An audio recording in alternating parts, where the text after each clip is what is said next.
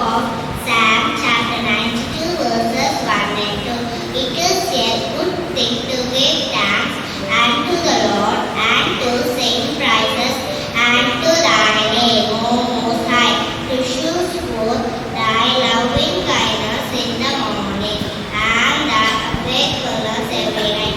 This is the word of the Lord. Now I am going to say a few words about gratitude. Gratitude is the best attitude. It is the quality of being thankful. Gratitude is a positive emotion. It is the powerful catalyst for happiness. If we cannot find gratitude, we will never find peace in our life. Enjoy the little things and be thankful for what you have. It improves this health and builds strong relationship. Have a nice day.